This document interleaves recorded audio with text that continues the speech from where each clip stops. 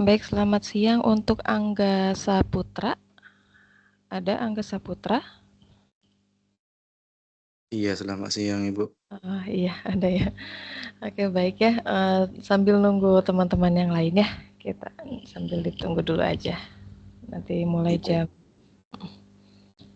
14.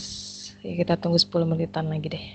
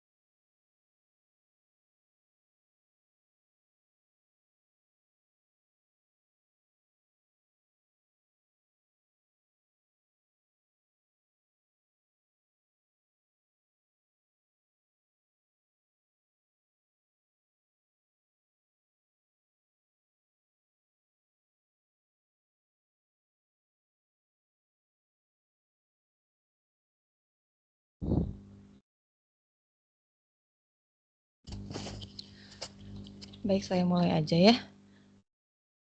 Oke, saya mulai ya. Iya, Ibu. Assalamualaikum warahmatullahi wabarakatuh.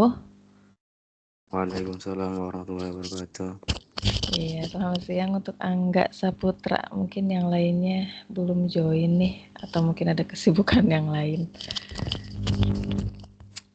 Angga Saputra di mana? Apanya, Ibu? Rumahnya?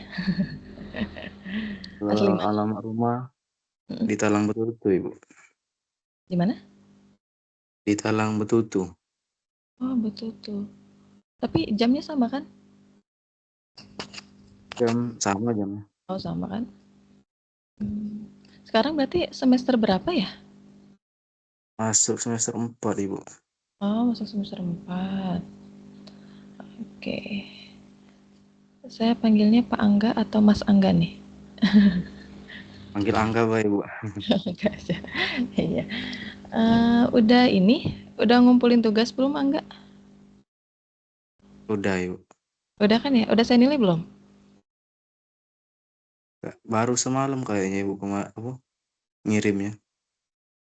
Soalnya semalam juga emang saya melakukan penilaian sih, penilaian tugas. Jadi ada yang langsung maksudnya udah sesuai dengan ketentuan, ada juga yang nilainya kurang sempurna ya sama saya suruh revisi itu. Udah dicek Iya, belum? Enggak. Coba dicek belum, lagi. Ibu. Belum ya? Oke, Ibu. Yang penting di tugas itu tidak boleh ada syarat perulangan aja. Gitu. Jadi tidak boleh melakukan maksudnya tidak disarankan untuk adanya for di codingannya. Gitu. Oh, Jadi iya, Ibu. cukup cukup pakai array ya, array string kemudian sama syarat keputusan yang if else kan untuk menghitung jumlah pesanan ya, kalau nggak salah jumlah pesanan sama diskon kayak gitu. Tapi kalau untuk for-nya itu tidak disarankan. Kalau untuk for nanti next di tugas kedua. Yang penting udah upload sih ya. Soalnya saya lihat juga di kelas ini yang upload tuh baru berapa orang ya? 6 orang atau 3 orang gitu. Baru sedikit. Oh, iya, Ibu. Karena untuk mata kuliah pemrograman berbasis desktop ini kan mata kuliah berpraktik ya. Mata kuliah berpraktik ini yang paling apa ya, kontribusi nilainya yang paling tinggi itu kan dari tugas sebenarnya. Tugas 1, tugas 2, dan tugas 3. Jadi kalau misalnya bolong satu aja ya tidak mengumpulkan tugas, itu takutnya nanti nilainya jadi E. Gitu ya, itu harus jadi tugas 1, tugas 2, tugas 3 harus dikerjakan. Harus dikerjakan dan ya kalau bisa diupload sebelum batas waktu yang ditentukan. Berarti kan terakhir besok ya. Iya, Terakhir Ibu. besok jam 3 sore. Gitu. Tapi kalau Angga sudah mengumpulkan ya aman berarti. Saya juga belum tahu nih, sudah saya ini atau belum.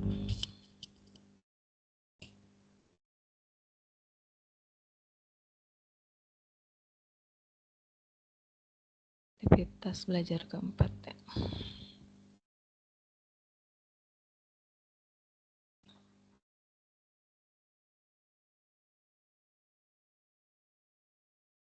Yang submit baru 5 orang. Dari 20 orang yang submit baru 5.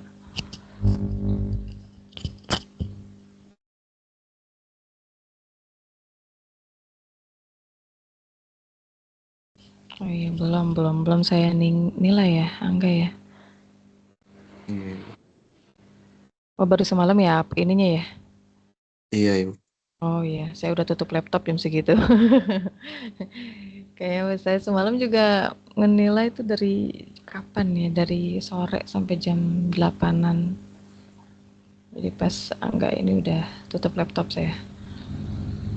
Angga dapat mata kuliah apa aja semester Abu, ini? Semester ini dapat mata kuliah apa aja? ada 8, Ibu. Oh, 8. Semua berpraktik atau enggak? Berpraktik cuma 3. Hmm, cuma 3. Sudah tuweb semuanya? Kemarin itu lewat satu Ibu, gara-gara apa? Kerja Ibu. Oh kerja di mana enggak? Kalau sekarang ini di PT Epo Manufacturing Indonesia Ibu. Sebagai apa posisinya? Kalau di sana sebagai operator produksi. Foto produksi. Oke ya, tetap semangat ya walaupun kerja sambil sambil kuliah. Apalagi Iya, dengan Masya Allah ya, tumpukan tugasnya. iya, Tetap, Masya Allah Bu. tetap harus dikerjakan ya. Dikerjakan secara beriringan itu ya. Kuliah juga, kerja juga. Tetap semangat buat Angga Saputra ya. Ini yang lainnya belum pada join ini. Belum kayaknya Ibu. Ya, udah saya share padahal. Kayak untuk Tuweb ini masuknya Tuweb 2 ya. Karena Tuweb 1 itu sudah dilaksanakan atau disediakan oleh prodi ya, saya lihat di jadwal itu. Sudah disediakan oleh prodi, maka untuk di aktivitas keenam ini ada Tuweb 2 yang dilakukan oleh tutor. Saya berarti ya. Oke ya, sebelumnya perkenalkan ya, kenalan ulang nih, walaupun ada sih video sapaan saya di awal ya di aktivitas belajar satu. Sebelumnya saya perkenalkan diri, nama saya Eka Fitriani. Saya berarti sebagai tutor di mata kuliah pemrograman berbasis desktop ya selama 1 semester ini. Saya dosen tetap di Universitas Bina Sarana Informatika, kemudian prodinya Sistem Informasi. Ya, saya lulusan Universitas Nusa Mandiri. Program studinya itu ilmu komputer, gitu ya. Jadi relevan saya mengajar. Saya baru pertama kali nih menjadi tutor, memang bergabung ke Universitas Terbuka itu saya baru pertama kali nih sekarang, gitu ya. Untuk Web 2 ini paling saya hanya review materi saja. Review materi dari aktivitas belajar pertama sampai aktivitas belajar ke 7 ya, sudah masuk ke 7. Kalau untuk diskusi, Angga suka kalau diskusi kan di situ bukan pertanyaan sih sebenarnya ya. Kalau diskusi itu hanya refleksikan teman-teman ya pada saat mempelajari atau memahami materi itu ya. Kalau misalnya ada kesulitan boleh ditanyakan di ruang diskusi ya. Saya mau menanyakan dulu untuk Angga, selama pemahaman materi ini dari aktivitas belajar satu berarti ya, dari aktivitas belajar 1, 2, 3 dan seterusnya sampai ke 7, ada yang mau disampaikan tidak gitu? Silahkan. Terkait materinya mungkin atau bagaimana silahkan. Atau terkait teknis dan lain-lain boleh. Jika ada yang mau disampaikan. Paling nanti ini aja Ibu. Gimana? Dibaca-baca lagi materinya Ibu. Sebab soalnya kayak kurang fokus kalau bekerja kan. Kerja kan 3 shift. Kerjanya 3 shift. 3 shift Ibu. Sekarang lagi libur memang. Berarti Sekarang libur sekarang. libur. Sabtu Minggu libur berarti ya. Minggu aja Ibu libur. Oh, Minggu aja. Masya Allah. Semangat, semangat.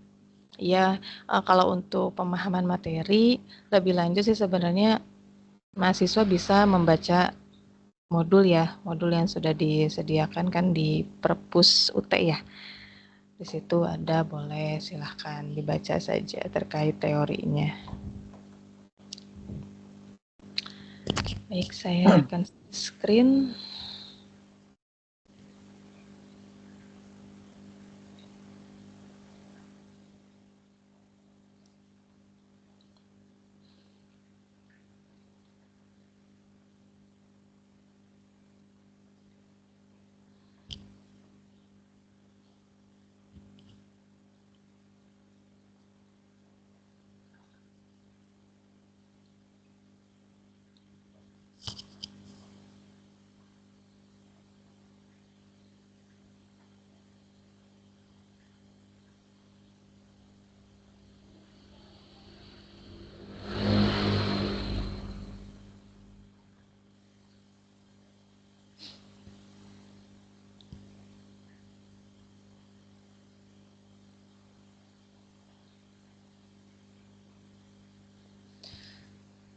Baik, ini kebetulan saya emang mengampu 3 kelas, tapi mata kuliah yang sama ya, yaitu pemrograman berbasis desktop.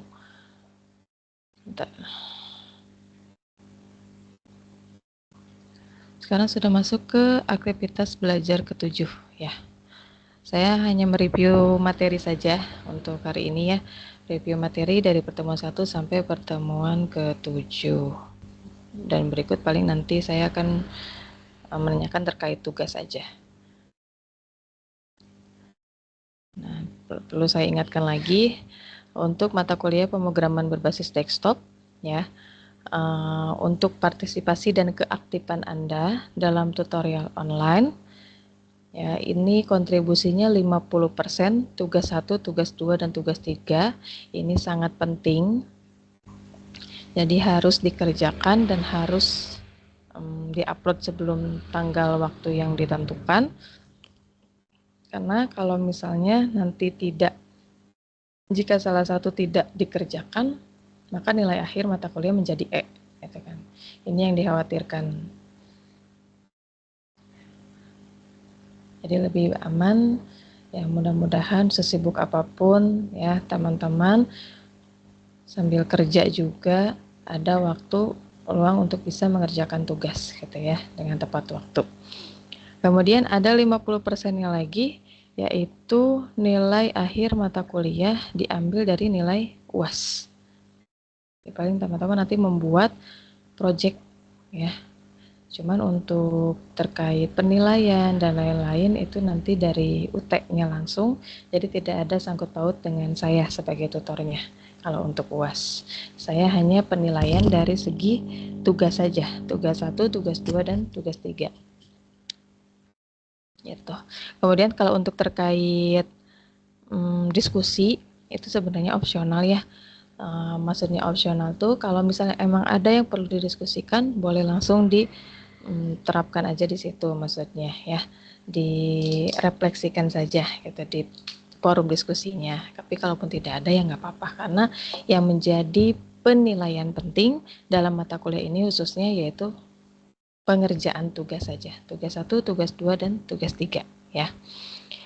Kemudian ini untuk materinya yang pertama konsep pemrograman berbasis objek. Kalau untuk aktivitas belajar kedua yaitu tipe data, variabel, identifier dan keyword. Aktivitas belajar ketiga array dan string. Aktivitas belajar keempat yaitu struktur keputusan, if atau if else. Yang kelima juga masih struktur keputusan, yaitu if else if atau if switch case. Kemudian yang keenam ada struktur perulangan, dan yang ketujuh ada Unified Modeling Language UML, ya hanya membahas tentang konsep UML-nya saja. Gitu. Kemudian, nah ini untuk pelaksanaan mata kuliah berpraktiknya, di mana sekarang sudah masuk ke aktivitas ke-7 ya. Ini Angga baru aja upload tugas 1 ya. Nanti hari Senin sudah mulai ke tugas 2 lagi nih, udah ada. Udah Iya, ada Ibu. tugas 2 lagi. Iya ya. Udah ada tugas 2 lagi nih. Ya, semoga nanti bisa mengerjakan tepat waktu lagi ya. Pokoknya jangan sampai lewat dari waktu yang ditentukan, seperti itu ya. Jadi hari Senin juga udah ada lagi nih. Nanti di aktivitas ke-8 udah ada tugas kedua. Ya, tugas kedua. Kalau plus sama diskusi ya, diskusi ketiga sudah ada. Oke, ini materi aktivitas pengayaannya.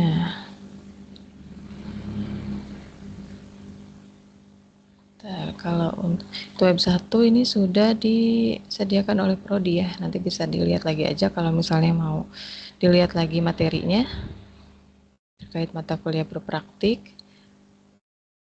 Kalau untuk bahasa pemrograman OOP, kalau untuk Angga menggunakan teks editornya apa? Visual Studio Code atau yang lain? Atau apa? Maksudnya, Ibu? Teks editornya? Visual Studio Code, VS Code, atau NetBeans mata kuliah ini?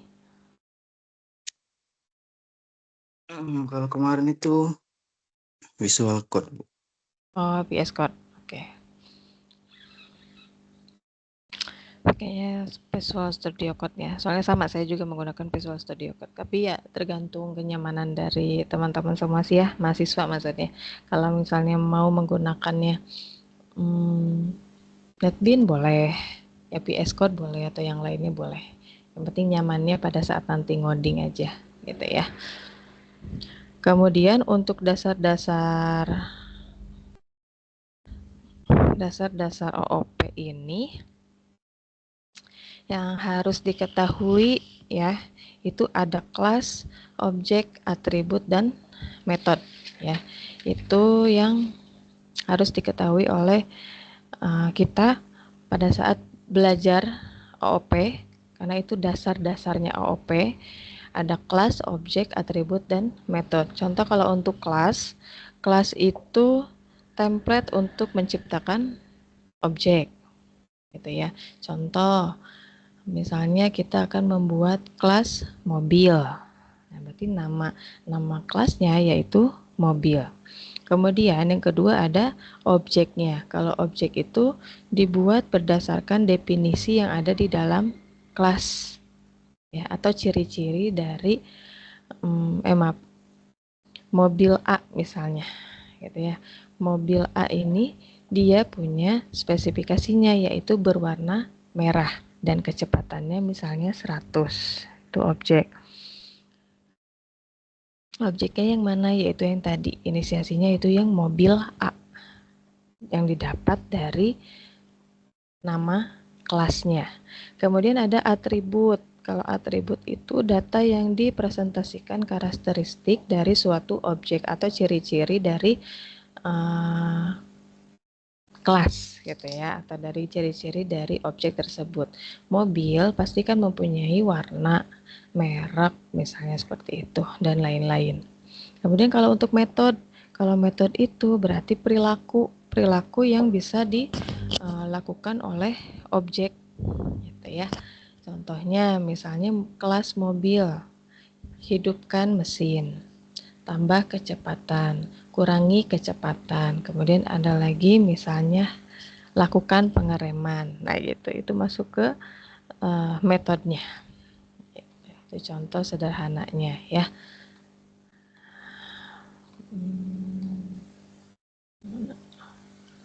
Itu ya, jadi dasar-dasar OP yang perlu kita ketahui ada tadi ya, ada 4, ada kelasnya, ada objek, ada atribut, dan metodenya.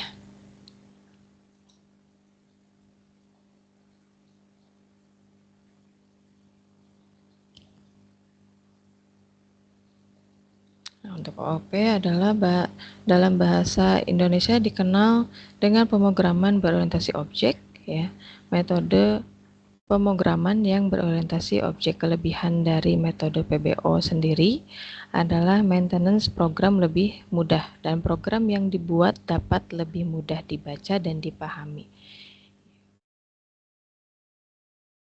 Mudah dalam pengubahan program bisa berupa penambahan atau penghapusan fitur atau objek tertentu.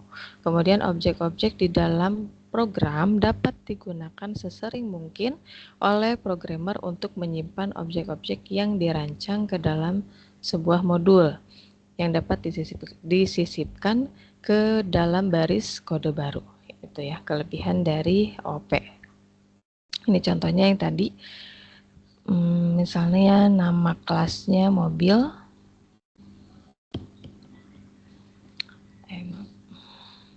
ya ini objeknya mobil, metodenya gimana ya, mobil bisa maju, mundur, berhenti gitu ya.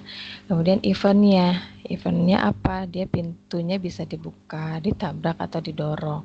Kemudian propertinya ada Toyota dan sedan dan warna merah. Ini spesifikasi dari objek mobil tersebut gitu ya. Ini perbedaan pemrograman prosedural dan pemrograman berorientasi objek.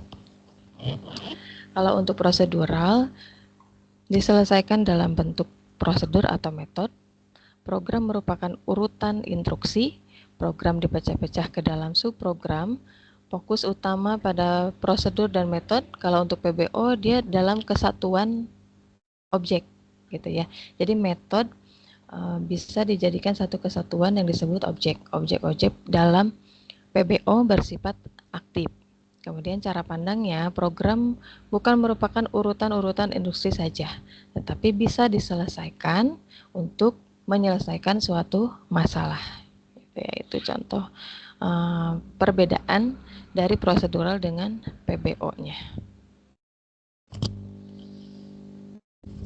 Ini untuk compilernya saja.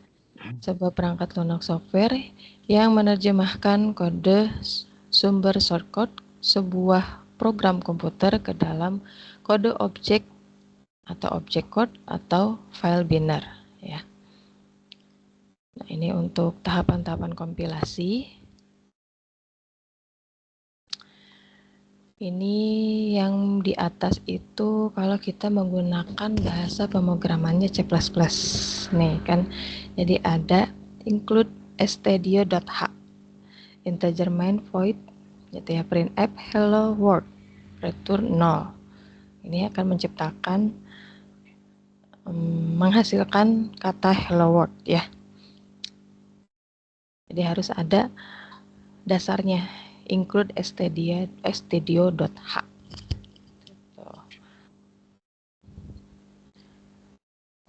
Untuk instalasi berarti sudah aman ya untuk Angga ya. Karena buktinya ya Angga sudah bisa mengumpulkan tugas gitu ya. Berarti untuk instalasi program Java-nya sudah aman ya.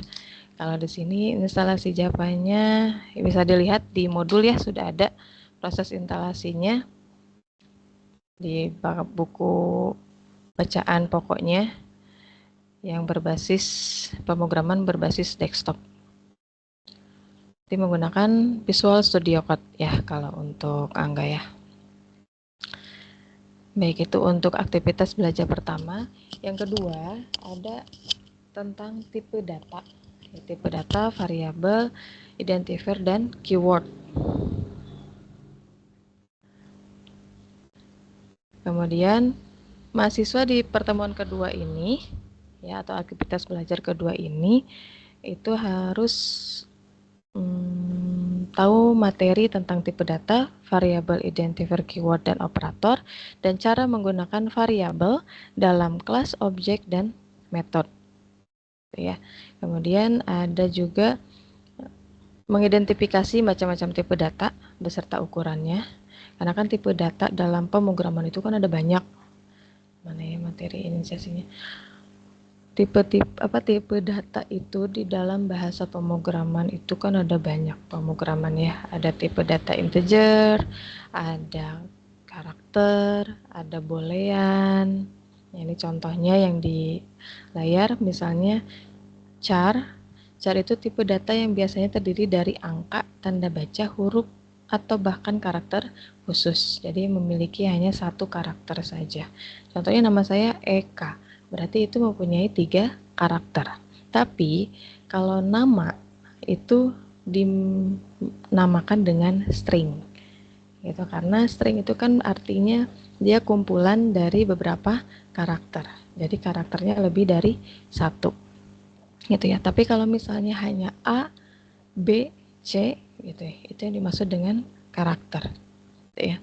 Ada lagi integer. Kalau integer itu tipe data yang berupa angka atau bilangan bulat, itu integer. Jadi misalnya ada harga, ada nilai, jumlah beli, itu masuknya ke integer. Kemudian ada long. Kalau long dia sama, menampung angka juga, sama seperti integer, namun ukurannya dia lebih besar dibanding integer. Kemudian ada float. Kalau float itu untuk bilangan desimal ya, atau bilangan pecahan. Contoh 1,5. Karena di sini di pemrograman untuk koma itu digantikan dengan titik ya. Double sama seperti float ya, dia menampung untuk bilangan desimal, namun penyimpanannya atau kapasitasnya dia lebih besar. gitu ya. Ini ada byte juga berukuran 8 byte. Digunakan untuk menyimpan angka dengan range kecil, ini ada batasannya ya. Short juga sama untuk menampung angka dengan range menengah. Kemudian ada boolean. Kalau boolean ini tipe data untuk menyimpan nilai logika true atau false ya. Kalau true berarti 1, kalau false itu 0 ya kalau untuk boolean.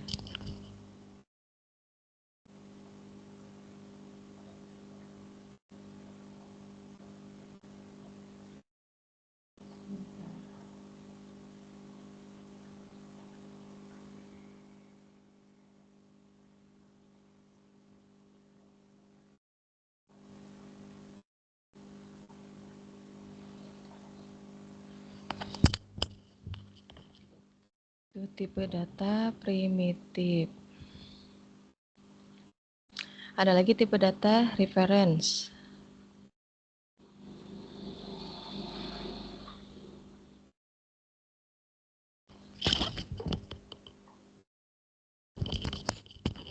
Tipe data reference adalah sebuah address yang menunjukkan di mana sebuah variabel, objek dan metode disimpan, sehingga variabel dengan tipe data reference berisi address dari objek yang dirujuk. Nah, ini untuk identifikasi identifier-nya. Nama yang digunakan oleh programmer untuk memberi nama variabel,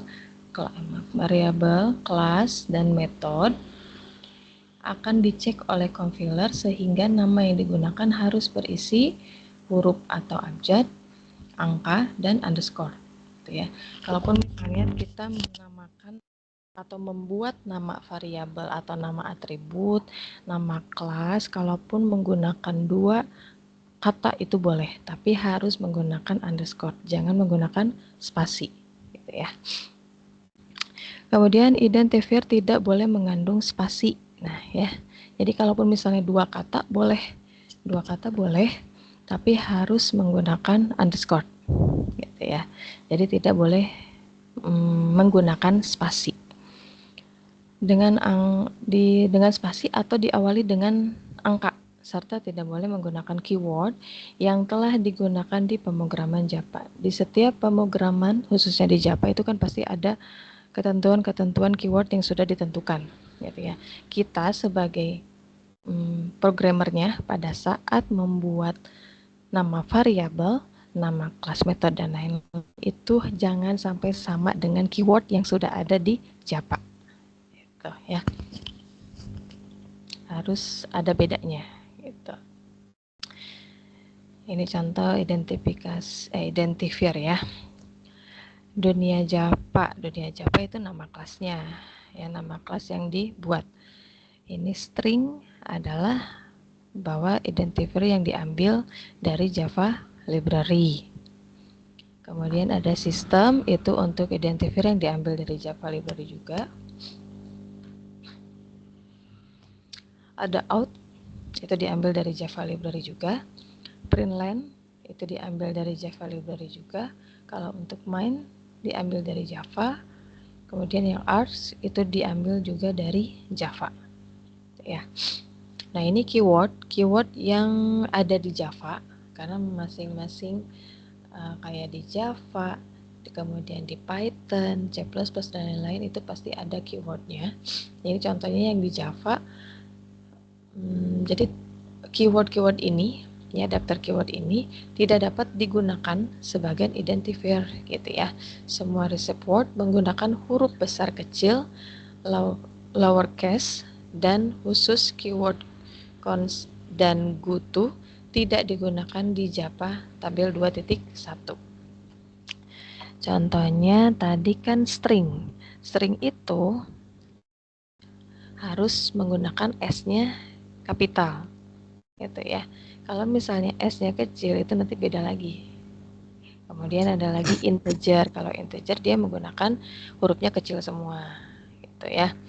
Kemudian ada lagi, ini contohnya apa? Public, private, for, goto, do, double. Nah, ini hurufnya kecil semua. Ini daftar-daftar keyword yang sudah ada dari sananya berarti ya, yang sudah ada dari Java-nya.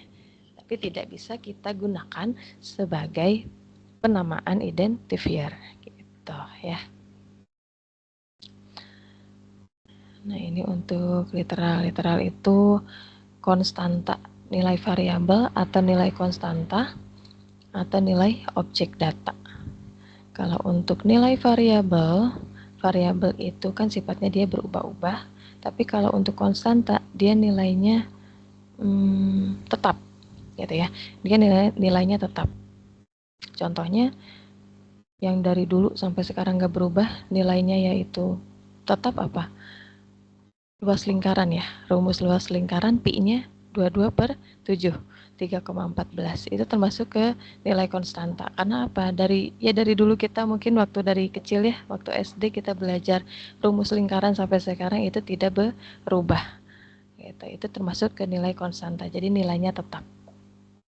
Gitu ya. Tapi kalau untuk variabel dia sifatnya berubah-ubah, tergantung inputan kita. Apa yang akan ditampilkan. Nah, ini variabel. Ada variabel lokal. Ya, variabel lokal, variabel yang dideklarasikan dalam sebuah lingkup kecil. Contohnya, ada integer umur sama dengan 21. Kemudian ada lagi string nama sama dengan Budi. Nah, ini ada pembeda. Kenapa kalau integer dia tidak menggunakan kutip? Tapi kalau untuk string dia menggunakan kutipnya 2 gitu ya. Karena kalau untuk integer, karena kan dia berupa angka, jadi tidak perlu menggunakan kutip 1 maupun kutip 2. Tapi kalau untuk string ya, string nama, kebetulan ini yang akan dicetak itu lebih dari 1 karakter yang dinamakan dengan string. Jadi kutipnya itu menggunakan kutip 2. Tapi kalau misalnya yang ditampilkan hanya A saja atau karakter B saja, menggunakan kutipnya yaitu 1. Itu sebagai pembedanya ya. Kemudian untuk umur nama, nah ini nama variabel, jadi bebas ya. Untuk penamaan variabel bebas, yang penting jangan diawali dengan huruf angka saja. Untuk penamaan variabel ini bebas. Ini seperti ini contohnya ya. Dan pada saat pembuatan nama variabel harus mudah diingat juga. Apalagi kita sebagai programmer ya. Kalau misalnya ini kan barisnya baru sedikit nih. Cuman ada 9 misalnya ya, bisa dikatakan 9 baris. Tapi kalau misalnya nanti kita membuat program dengan yang kompleks banyak gitu ya, itu pada saat pembuatan atau penamaan variabel harus yang lebih diingat. Apalagi kita sebagai programmernya nih, kita mau memanggil variabel nama misalnya ya, atau ya untuk menampilkan nama, tadi nama variabelnya apa ya, misalnya seperti itu harus mudah diingat juga ya. Ini ada instant variable. Variabel yang dideklarasikan dalam sebuah kelas tetapi di luar metode. Jadi untuk penulisan variabel ini berbeda ya. Maksudnya banyak gitu ya. Jadi boleh misalnya di dalam kelas. Nah, kalau ini dia di luar kelas. Nah, variabelnya. Itu boleh untuk penulisan variabel ya. Ini untuk static variabel, digunakan untuk mendeklarasikan yang bersifat live, yang artinya variabel ini dapat diakses langsung tanpa membuat objek dari kelas terlebih dahulu. Ini contohnya. Mendeklarasikan variabel. Dalam Java ada beberapa cara untuk mendeklarasikan variabel ya. Ini untuk pendeklarasian variabelnya, tipe data, nama variabelnya apa, atau tipe data, nama variabel, kemudian nilai dari variabel tersebut, dan harus diakhiri dengan titik koma. Kemudian tipe datanya apa, nama variabel 1, nama variabel 2. Nah, ini static final, tipe data, nama konstanta, atau contohnya integer bilangan, char karakter, float desimal. boolean status gitu ya. Status kan berarti iya atau tidak, maka dia tipe datanya boolean.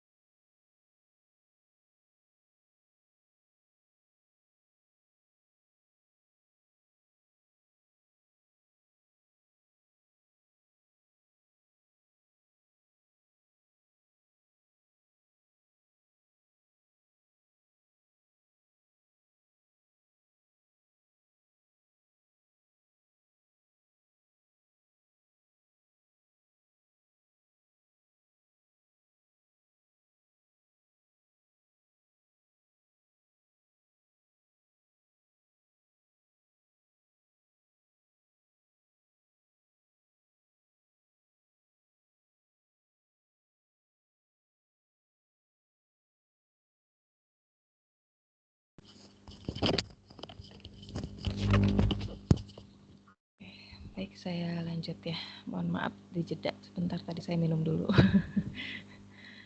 Iya, nggak Oke. apa-apa. Ini ada identifikasi operator ya. Operator banyak ya.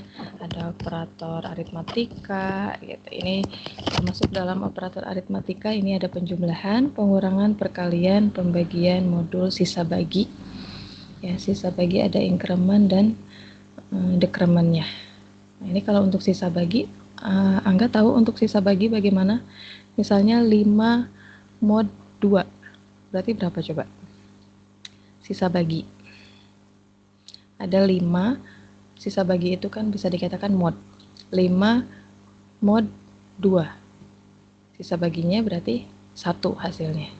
Ya, karena 5 pada saat kita pecah menjadi 2, sisanya yaitu 1. Hasilnya 1 berarti gitu ya. Itu yang dimaksud dengan sisa bagi. Kemudian ada operator relasional. Nah, ini ada sama dengan, tidak sama dengan, lebih besar, lebih kecil, lebih besar atau sama dengan, lebih kecil atau sama dengan. Ini ada operator kondisional and or not ya. Ada juga penggunaan operator kondisionalnya. True false ya. True 1, false 0 berarti. Nah, ini kalau untuk tabel operator bitwise berarti ya. Ini untuk operatornya, operator achievement. Ini contohnya ya, tergantung dari yang akan kita gunakan.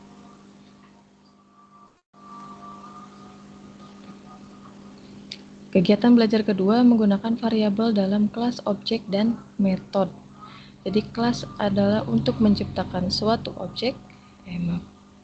Kemudian objek dalam pemrograman adalah sebuah variabel yang merupakan instan dari kelas. Instan bisa diartikan sebagai wujud dari kelas. Contohnya kita akan membuat kelas manusia. Ini objeknya. Manusia pasti mempunyai nama dan umur. Nama termasuk tipe datanya yaitu string. Kalau umur masuknya ke tipe data integer. Gitu, ya. Kalau untuk pengklasifikasian tipe data, Angga bagaimana? Ada kendala atau tidak? Aman ya?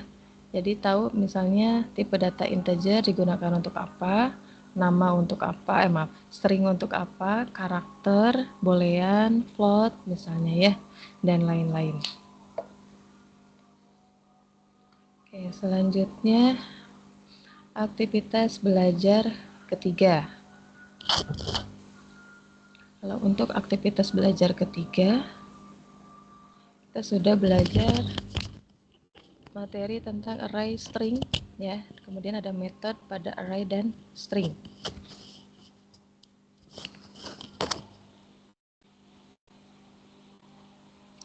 Saya baca dulu materi, saya buka dulu materi inisiasinya.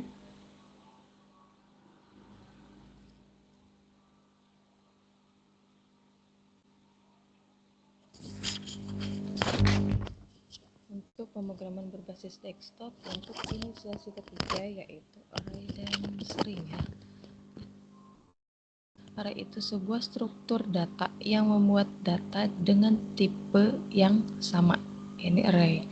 Nah, untuk tugas 1 itu dia sudah menggunakan array ya.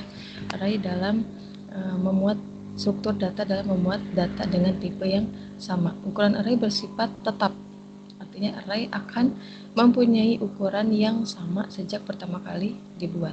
Contohnya, kemudian untuk deklarasi array itu ada array dimensi 1, ada array dimensi 2. Kalau array dimensi 1 ini sebagai sebuah objek array harus diciptakan dengan menggunakan kata reshape new. Bentuk ini bentuk umumnya, ada tipe data, nama arraynya apa, atau tipe data, kemudian kurung siku ya, kurung siku, nama array titik koma. Jadi ada dua pendeklarasian, mau menggunakan yang atas atau bawah boleh. Ini contohnya public class array ya. Kemudian public static void main string mendeklarasikan variabel bertipe array ya. Integer jumlah harinya yaitu 31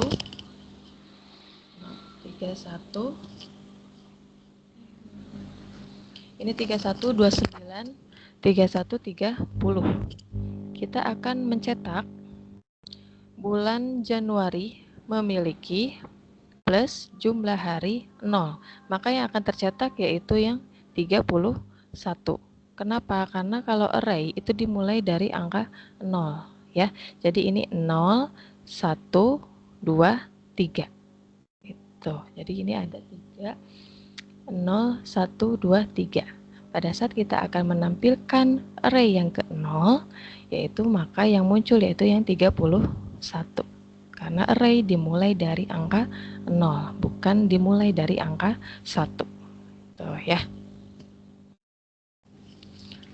Kemudian kalau untuk array dimensi 2, ini cocoknya pada saat kita akan menampilkan data berupa tabel. Gitu, berupa tabel ya. Jadi ada baris dan kolomnya. Kemudian kalau untuk array dimensi 2, dia ada 2 kurung sikunya nih, seperti ini. Penulisannya seperti ini ya. Ini contohnya. Contohnya public class matriknya integer nilai 10, 12, 11, 4. For integer i sama dengan 0, i kurang dari nilai length atau i plus plus gitu ya.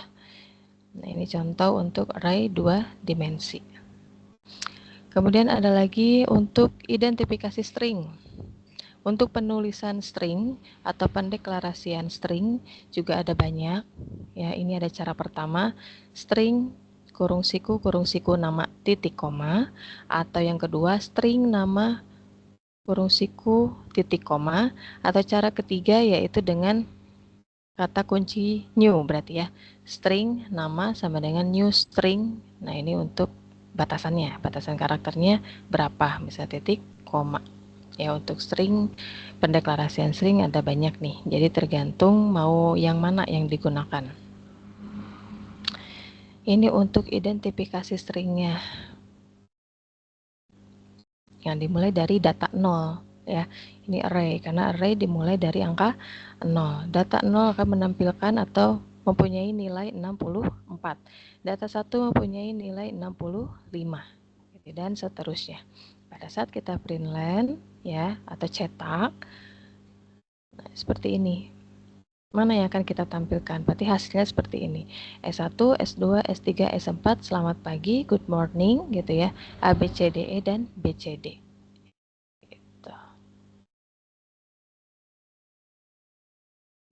Ini untuk metode pada array dan string. Metode pada Java adalah kumpulan pernyataan yang dikelompokkan bersama-sama untuk melakukan operasi.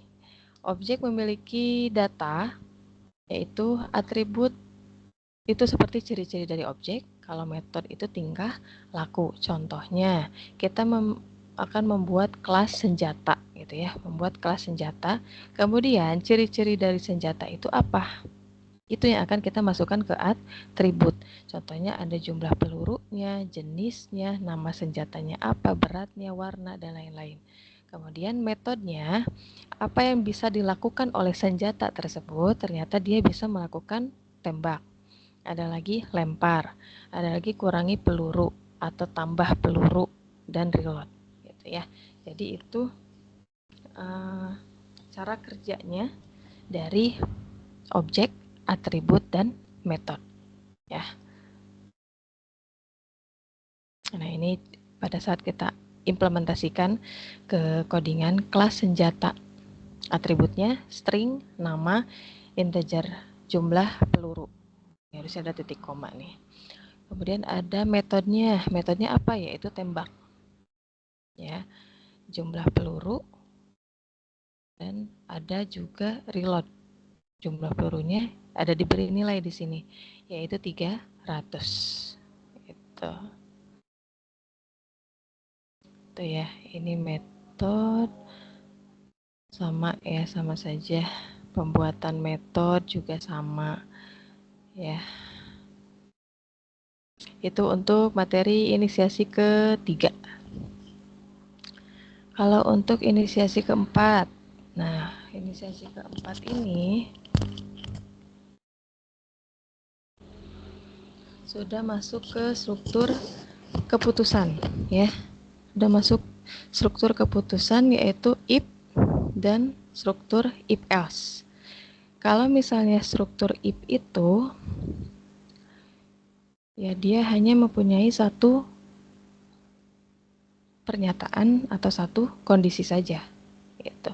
Kalau misalnya sudah benar, ya itu yang akan dieksekusi. Tapi kalau misalnya pernyataannya salah, ya tidak akan terjadi apa-apa gitu ya. Tapi kalau untuk if else, maka dia memiliki pernyataan atau kondisi lebih dari satu. Jadi pilihannya ada dua gitu ya.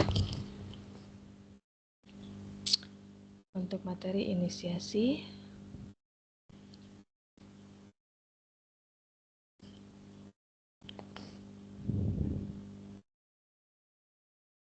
untuk materi inisiasinya ini tentang struktur keputusan dan struktur perulangan. Sebentar.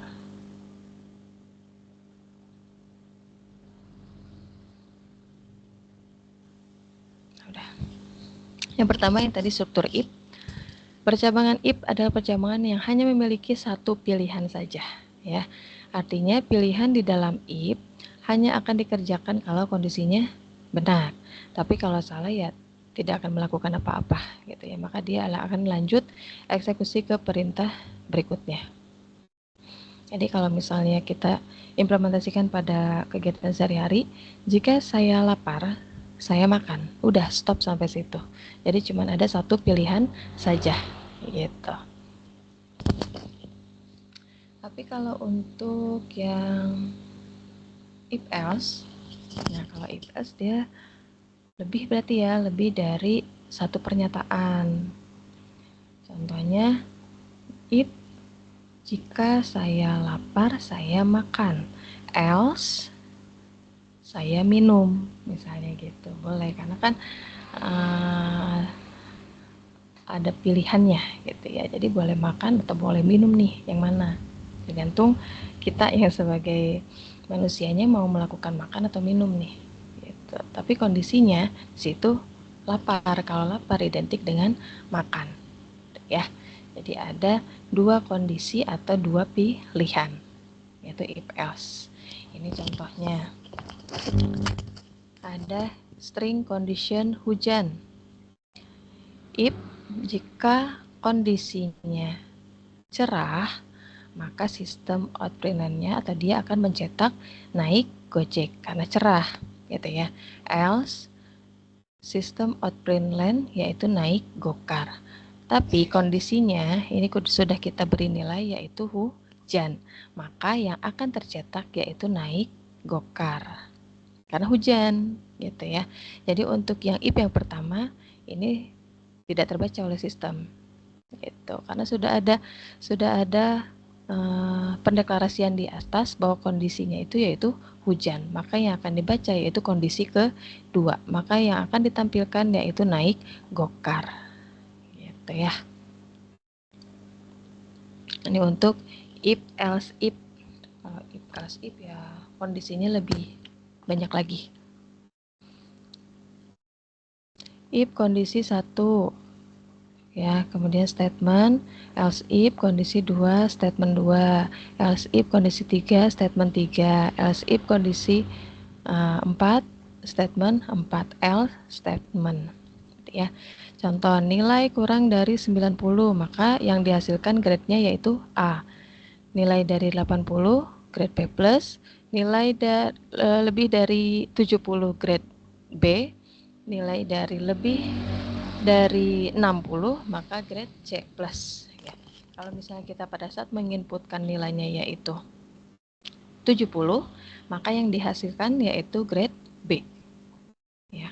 Kenapa? Karena ya di sini ada angka sama dengannya. Ada operator lebih dari sama dengan 70. Jadi 70 masuk ke grade B. Ya, karena ada sama dengannya. Gitu ya. If else if. Jadi banyak pilihannya nih, lebih dari beberapa kondisi. Jika saya lapar, saya akan makan apa nih? Apakah makan nasi goreng ataukah makan mie goreng? Jadi banyak pilihannya, gitu ya. Nested if. Nah, untuk nested if itu if bersarang. Jadi if di dalam if, gitu ya. If di dalam if. Nah, ini untuk contohnya tuh ada.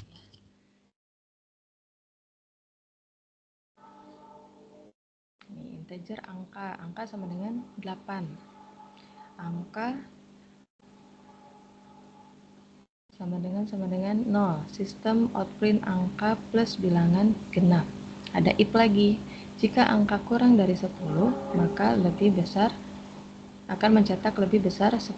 Else lebih kecil dari 10. Gitu. Ini jadi ada if di dalam if. Ada kondisi di dalam kondisi. Kemudian ini menggunakan operator logika dalam percabangan. Nah, ini logikanya. Misalnya dia akan mendefinisikan ditilang atau enggak nih, gitu ya. Jika kalau dia punya SIM bersifat true, maka STNK juga true, ya dia tidak akan ditilang. Tapi kalau misalnya ternyata dia tidak mempunyai STNK, gitu ya, tetap akan ditilang. Itu konsep sederhana dari penggunaan operator logika yang bersifat true or false, ya, 1 atau 0. Untuk aktivitas belajar keempat, nah ini tugas ya, udah ada tugasnya ya. Kebetulan kalau untuk angga ya alhamdulillah sudah mengumpulkan, nanti tinggal belum saya cek saja. Ini untuk ketentuan tugasnya ya. Jadi penggunaan tipe data, variabel, identifier, keyword pada kelas objek dan metode, dan implementasikan array string dalam metode. Kemudian membuat struktur keputusan seperti if else, switch case atau nested if. Gitu ya. Jadi tidak ada syarat perulangan di sini. Jadi usahakan tidak boleh ada syarat perulangan. Tidak boleh ada syarat perulangan. Nah, ini. Kemudian yang dikumpulkan, silakan membuat video penjelasan maksimal 15 menit dari codingan yang dibuat ya. Silakan buat videonya, kemudian jelaskan dari codingan yang dibuat, kemudian lampirkan juga file shortcode-nya secara terpisah, gitu ya. Itu yang akan jadikan penilaian, karena itu ketentuannya. Jadi harus sesuai dengan ketentuan ya. Tugas terkait tugas ini untuk aktivitas belajar kelima.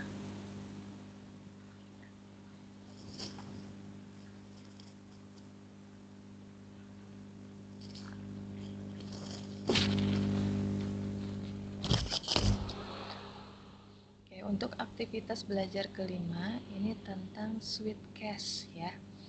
Ada juga struktur keputusan, meliputi materi tentang struktur sweet case-nya. Secara lebih detail ya, boleh nanti dibaca aja modul 4 ya, buku materi bahan pokok mata kuliah pemrograman berbasis desktop. Saya buka materi inisiasinya. Nah, ini untuk struktur keputusan sweet case.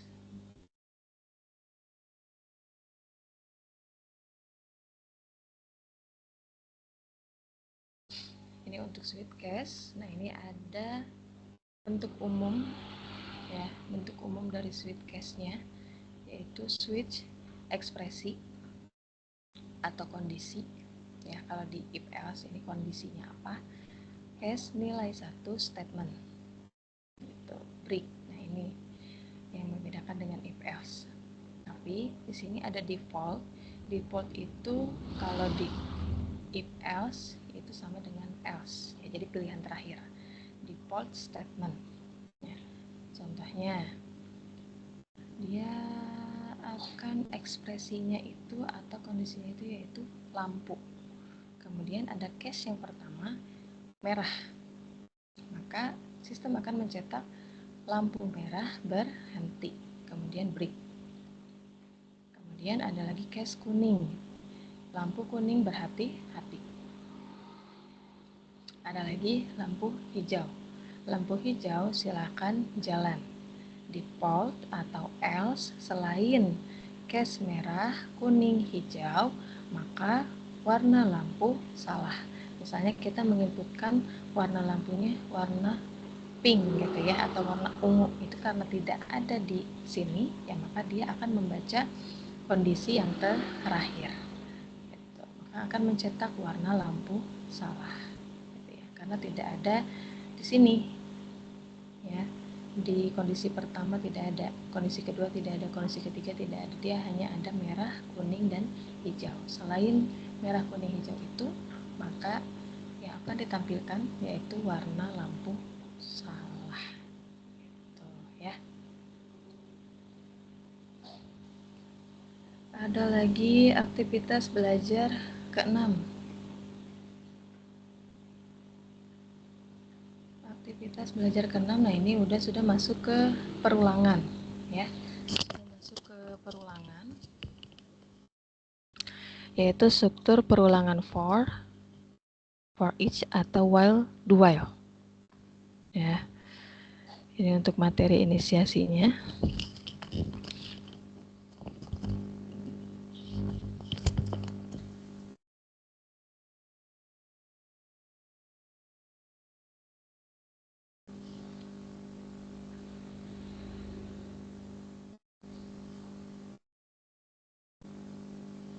Tidak ada yang join lagi berarti ya.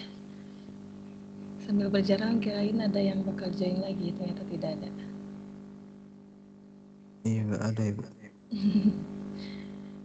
Gak apa-apa, pasti punya kesibukan kayaknya. Oke, ini untuk struktur perulangan. Kalau untuk struktur perulangan dalam pemrograman ini dibagi menjadi 2 ya. Ada counted loop, perulangan yang jumlah perulangannya terhitung atau tertentu, jadi sudah ditentukan di awal akan sampai mana nih berulangnya gitu ya. Tapi kalau untuk uncounted loop, dia tidak ditentukan untuk nilai awal atau nilai akhir dari perulangan tersebut ya. Ini untuk struktur perulangan for, digunakan untuk melakukan perulangan yang telah diketahui di awal berapa kali banyaknya perulangan yang akan dikerjakan.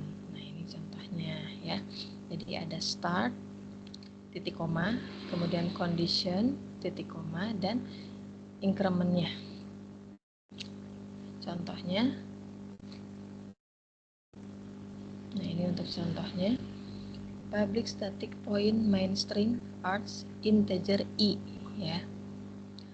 Karena yang akan kita tampilkan berupa angka, maka tipe datanya yaitu harus integer.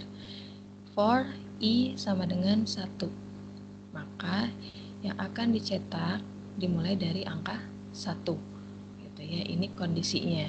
Kemudian ini syarat perulangannya, I kurang dari 10. Karena tidak ada sama dengannya, maka yang dihasilkan atau yang dicetak pada saat kita running yaitu dari 1 sampai 9. Karena tidak ada sama dengannya. Kalau misalnya I kurang dari sama dengan 10, ya maka yang akan dicetak yaitu 1 sampai 10. Ini untuk I++, ini incrementnya, maka dia akan terus berulang sampai batas waktu yang sampai batas angka yang ditentukan, dan syaratnya dia akan bertambah 1, gitu ya, akan terus bertambah 1.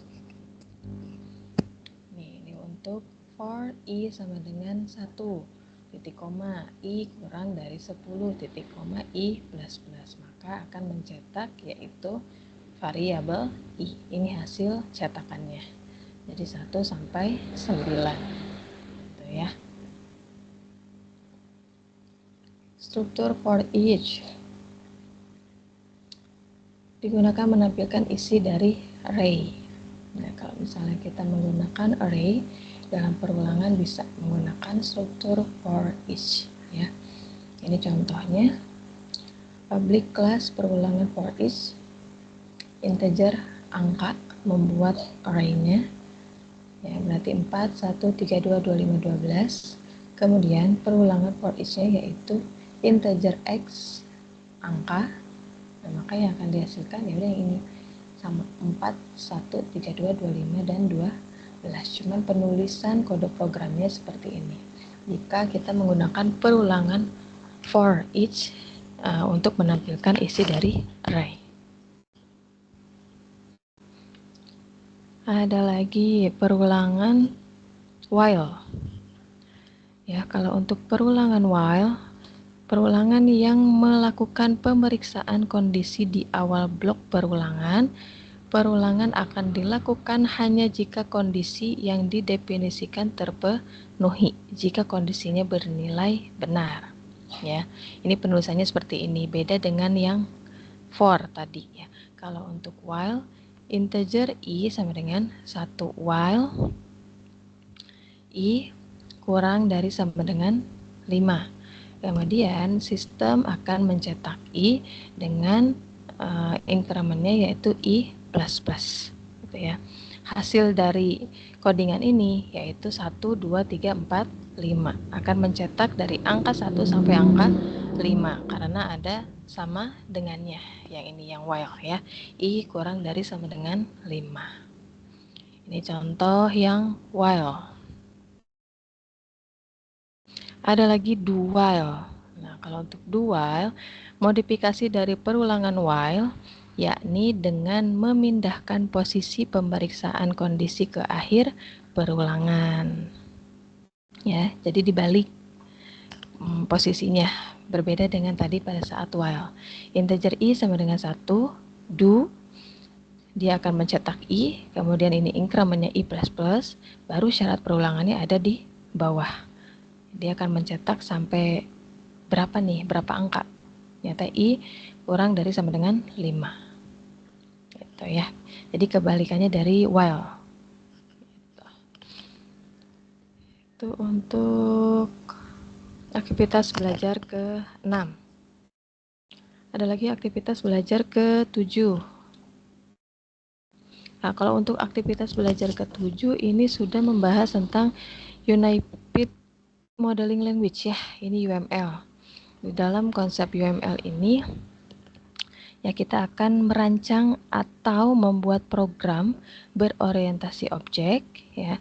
Kemudian UML merupakan bahasa visual untuk pemodelan bahasa berorientasi objek sehingga semua elemen dan diagram berbasiskan pada paradigma Object Oriented UML dan dapat secara langsung dihubungkan ke berbagai bahasa pemrograman seperti Java, C++, Python dan lain-lain ya. Kalau untuk UML ini ada beberapa diagram, ada kelas diagram, activity diagram, use case diagram, banyak ya, sequence diagram dan lain-lain. Untuk lebih lanjut boleh dibaca saja ya modulnya di buku materi pokok mata kuliah pemrograman berbasis objek. Nah, ini untuk materi inisiasinya. Materi inisiasinya tentang UML. Ini pengertian dari UML-nya. Kemudian ini identifikasi dari UML. Untuk menguasai UML, cukup dua hal yang harus Anda perhatikan. Yang pertama, menguasai pembuatan diagram UML. Ya, ada beberapa diagram. Karena diagram ini ada hubungannya dengan sistem yang kita buat. Diimplementasikan yaitu dengan atau direpresentasikan dengan UML, gitu ya. Diagram UML maksudnya. Menguasai langkah-langkah dalam analisa dan pengembangan perangkat lunak dengan UML. Ini ada package diagram, ada class diagram, ada activity diagram, use case diagram, banyak lah ya. Ini contohnya yang pertama tentang kelas diagram. Kalau kelas diagram itu menggambarkan struktur dan deskripsi kelas, package, dan objek. Ada 3 komponen, ada nama, atribut, dan metodenya. Ya.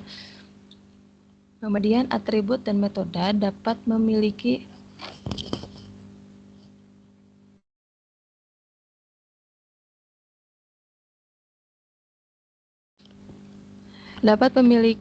salah satu sifat, yaitu ada private, protect, dan public.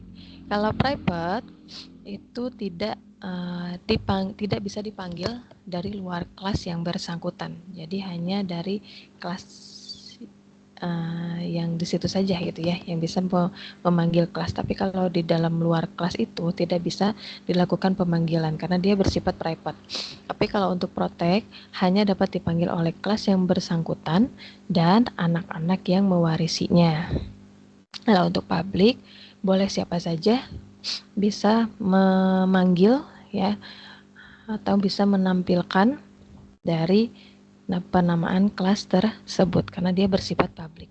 Jadi walaupun dia dipanggil di luar kelas itu bisa ditampilkan. Ini untuk kelas diagram ya. Ada interface association dan collaboration. Ini contohnya kelas diagram, ada user, ada diagram atau ada tabel user dan tabel buku. Di dalam tabel user itu mempunyai atribut yaitu username dan password gitu. Kemudian di dalam buku itu ada nomor buku, nama buku, dan pengarang. Ya. Kemudian di dalam user dia bisa melakukan login gitu ya. Login dan melihat buku. Kemudian di dalam tabel user ini dibedakan, misalnya pada saat kita pembuatan sistem ada 2 aktor yang terlibat di situ. Misalnya ada mahasiswanya atau ada adminnya. Nah, kalau misalnya mahasiswa dia mencantumkan NIM dan nama. Kemudian apa yang dilakukan oleh mahasiswa tersebut? Berarti dia bisa meminjam. Tapi kalau untuk admin misalnya menginputkan nama dan NIP. Kemudian apa yang bisa dilakukan yaitu menambah buku. Gitu ya. Ini contoh kelas diagram. Selanjutnya use case diagram. Kalau untuk use case diagram menggambarkan fungsionalitas yang diharapkan dari sebuah sistem. Wajib diketahui apa yang diperbuat sistem dan bukan bagaimana sebuah sistem. Jadi kalau untuk use case diagram itu berhubungannya dengan aktor yang terlibat dalam sistem yang kita buat. Contoh, saya akan membuat sistem absensi. Ya, di dalam sistem absensi itu ada berapa aktor atau user yang terlibat dalam sistem yang saya buat. Misalnya ada 2. Misalnya ada 2, yaitu ada mahasiswa dan dosen. Gitu. Mahasiswa bisa melakukan apa di situ? Aktivitasnya apa? gitu ya. Use case-nya apa aja dia?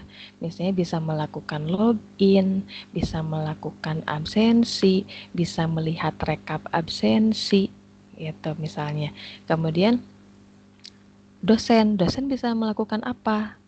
Kita jabarin juga, oh ternyata dosen bisa melakukan absensi juga, bisa melihat rekap, bisa mengedit misalnya absensi, karena kan kalau untuk dari segi mahasiswa tidak mungkin bisa melakukan pengeditan, ya bisa melakukan pengeditan absensi kan pasti dari sisi dosen gitu ya. Jadi untuk use case diagram itu fungsi dari sistem, aktornya yang terlibat dalam sistem yang kita buat siapa aja, kita jabarin di sini gitu ya. Ini aktor-aktornya, ini contoh, ini aktor-aktornya. Kebetulan ini kalau untuk use case memang aktor tuh kayak gambarnya udah kayak orang gitu ya. Nah ini untuk aktivitasnya, use case-nya gitu. Kenapa ini bisa saling keterhubungan? Bisa saja berarti aktor-aktor ini dia mengerjakan use case yang sama gitu. Kalau misalnya use case, maaf, misalnya aktor dosen dan mahasiswa dia memiliki aktivitas yang sama, ya berarti buatkan saja use case-nya hanya satu gitu. Nanti garisnya tinggal ditarik ke mengacu ke use case tersebut, aktivitas tersebut gitu ya. Ini untuk use case diagram. Square diagram. Nah, kalau square diagram itu interaksi atau penggambaran interaksi antara objek di dalam dan di sekitar sistem. Gitu ya. Alur interaksi dari objek dengan sistemnya. Misalnya penggunaan display pada saat kita melakukan penginputan username dan password, validasi apa nih yang dilakukan oleh sistem gitu ya. Seperti itu. Ini contohnya. Contoh customer melakukan login. Nah, ini ada login sistem. Kemudian ada validasi user. Gitu ya, ada validasi user. Kalau misalnya oke, ya maka tampilan data maksudnya user akan display itu akan menampilkan data dari customer tersebut. Gitu ya. Ini tentang square diagram. Ada lagi ini tentang behavior collaboration diagram, menggambarkan interaksi antar objek seperti square diagram, tetapi lebih menekankan pada peran masing-masing objek dan bukan pada waktu penyampaian message. Nah, ini untuk collaboration diagram, ya bentuknya seperti ini. Ada stage chart diagram, menggambarkan transisi dan perubahan keadaan dari satu stage ke stage lainnya, suatu objek pada sistem sebagai akibat dari stimuli dari yang diterima. Contoh, ada login, ya. Di sini dia menginputkan user dan password. Setelah divalidasi user dan passwordnya, kalau oke, maka dia akan masuk ke sistem. Tapi ternyata pada saat divalidasi tidak ditemukan username dan passwordnya, maka dia akan kembali ke tahap login. Tuh ya. Untuk behavior. Ada lagi activity diagram. Kalau untuk activity diagram menggambarkan berbagai alur atau alir aktivitas pada sistem yang kita rancang. Gitu. Jadi berhubungan dengan alur sistem ya, alur sistem yang kita rancang mulai dari awal sampai akhir. Contoh di sini ada anggota. Anggota melakukan pengembalian buku, maka divalidasilah oleh pustakawan data buku tersebut. Kalau misalnya ternyata ada denda keterlambatan, maka panahnya dibalik kembali lagi ke anggota. Kemudian anggota melakukan bayar denda, divalidasi, selesai. Tapi kalau misalnya pada saat divalidasi data buku tidak adanya keterlambatan pada saat pengembalian buku, maka dia langsung ke N, selesai. Gitu ya. Ini teori tentang konsep UML ya. Ada beberapa diagram tadi yang sudah saya jelaskan. Oke, silakan untuk Angga Saputra, ada yang mau disampaikan dulu terkait materinya? Boleh.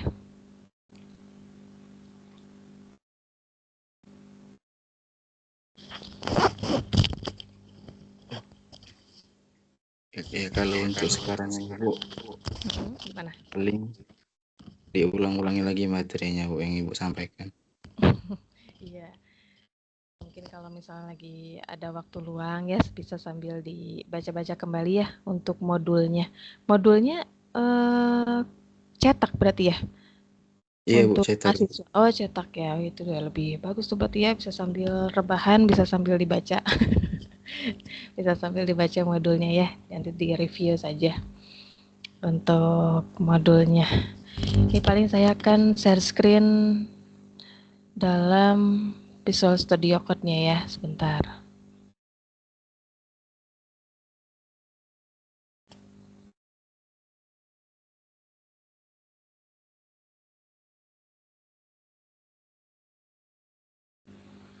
Muncul nggak? Nggak. Apanya Ibu? Ini Visual Studio Code-nya muncul nggak? Nggak muncul Ibu. Oh, nggak muncul. Baru muncul Ibu. Oh ya, oke. Anggap pada saat membuat program, maaf, maksudnya kemarin tugas, sebentar. Diusahakan seperti ini ya, maksudnya ini hanya contoh saja. Maksudnya ini hanya saya mencontoh. Jadi setiap coding ini ada komentarnya. Itu misalnya ini public kelas mahasiswa, ini untuk mendefinisikan kelas mahasiswa gitu. Jadi ada komentar-komentarnya atau penjelasan dari masing-masing coding. Itu lebih bagus. Itu ya, karena ada penilaiannya juga nih di sini. Ini lebih bagus. Jadi misalnya ini ada string nama integer nilai. Ini apa? Oh, ternyata ini untuk atribut atau ciri-ciri dari mahasiswa gitu. Kalau bisa ya.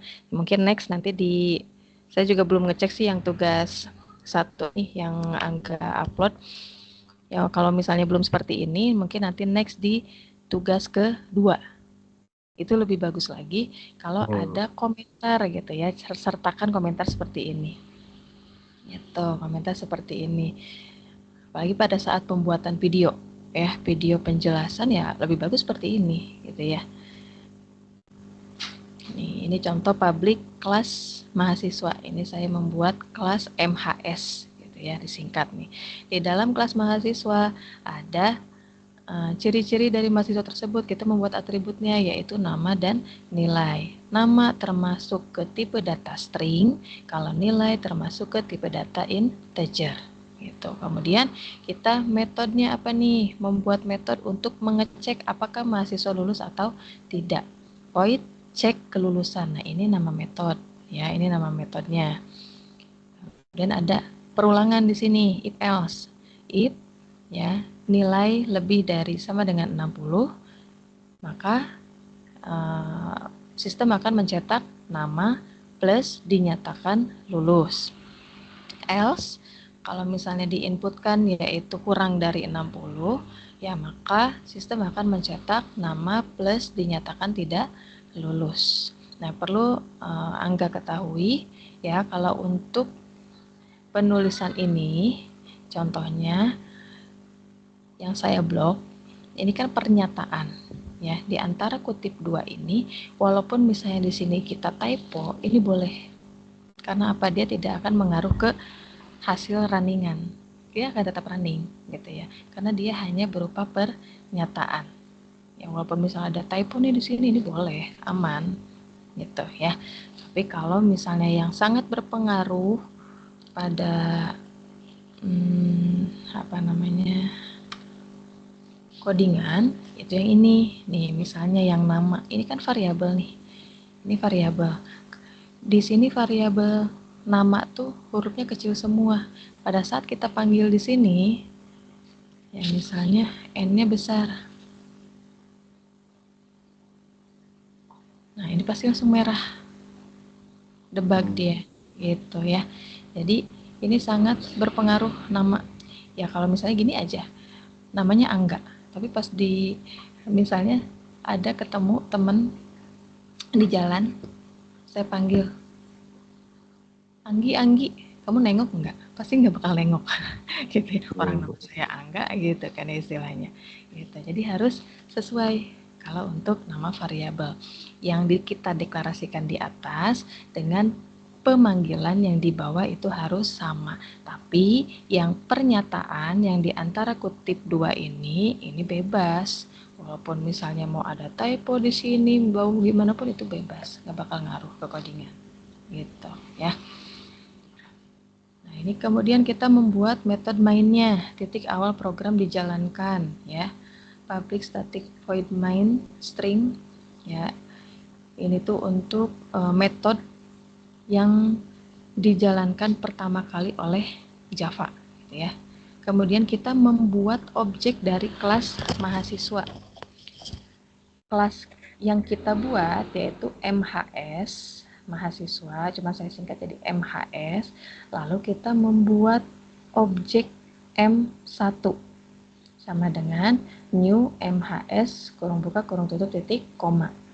Kita beri nilai atau kita isi datanya M1 nama. Jadi pada saat kita sudah membuat objek, tidak perlu memanggil nama kelasnya lagi. Yang kita panggil yaitu nama objeknya.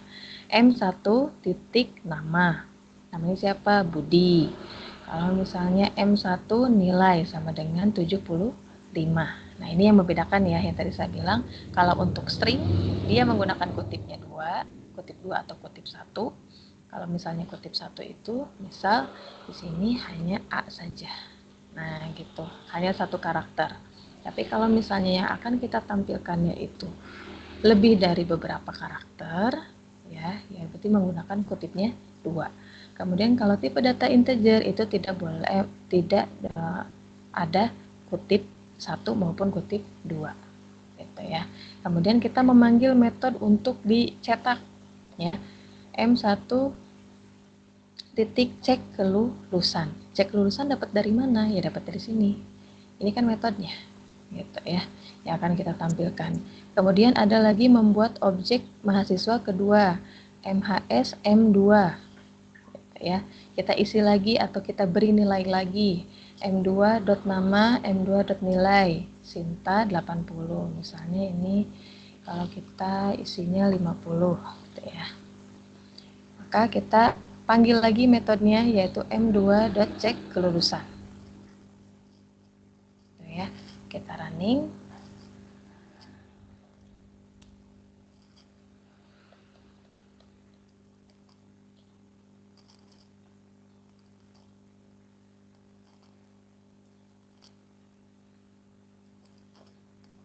Agak lama nih.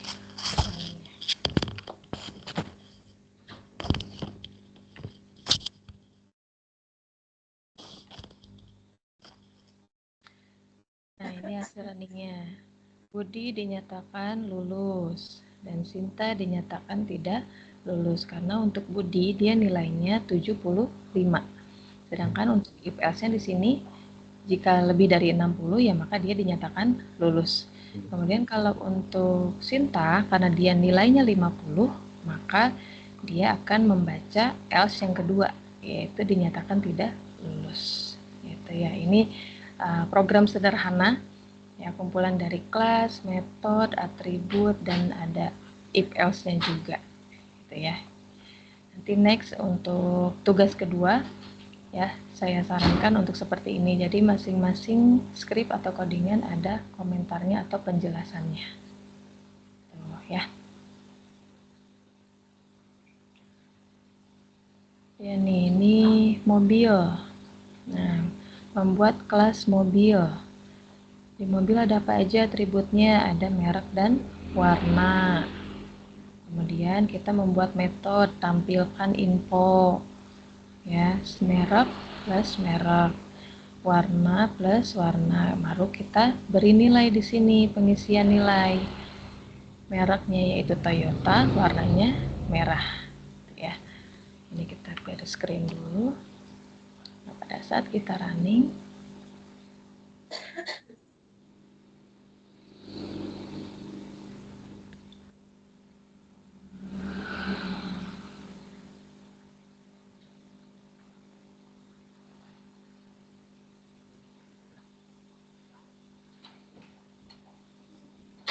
Nah, hasilnya merek Toyota warna merah.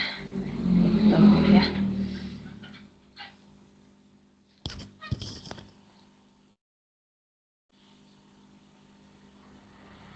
Sebentar.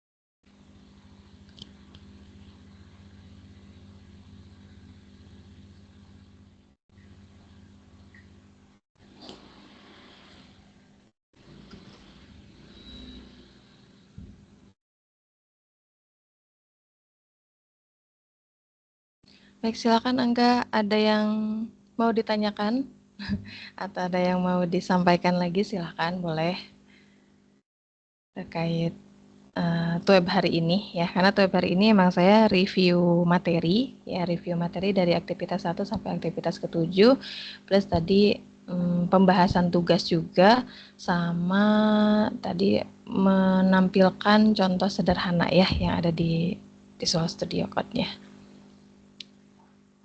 Sampai sini paham untuk Angga?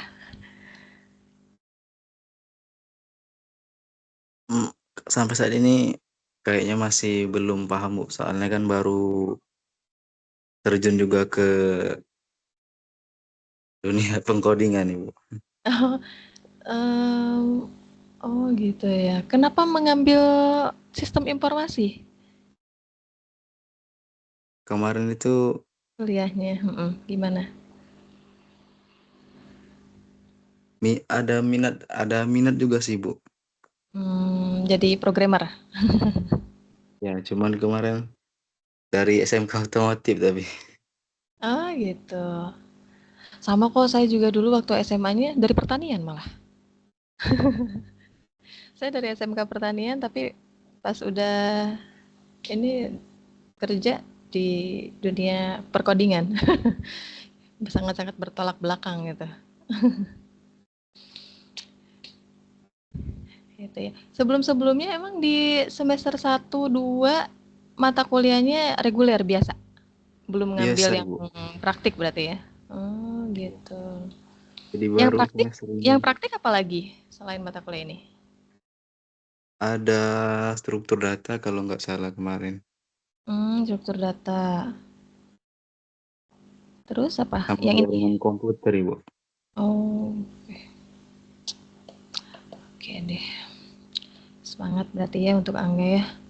Next, naming hari Senin sudah ada tampilan lagi tugas kedua. Ya, Ibu. Ya, dikerjakan aja tugas keduanya. Kemudian kalau ada diskusi, ya kalau ada yang mau didiskusikan boleh nanti ya akan saya respon kok untuk diskusinya juga. Ya, seperti itu ya Angga ya. Untuk Iya, hari Ibu. ini cukup ya Angga ya. Ya, terima kasih Angga sudah meluangkan waktunya untuk bisa bergabung di tutorial webinar yang sesi kedua.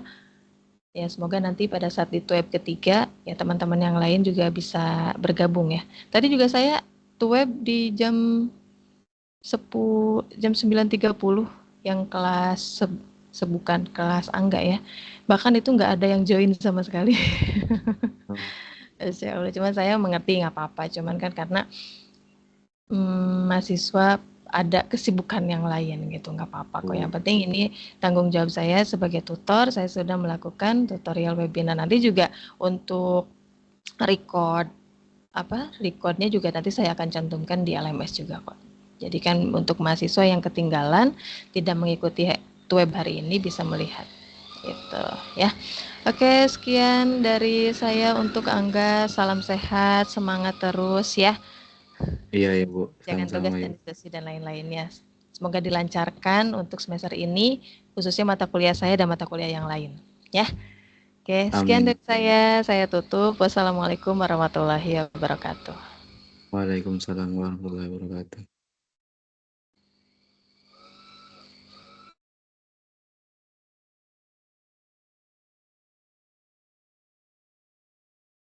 Izin Ibu, ini boleh keluar Ibu? Iya, silahkan. Oke Ibu.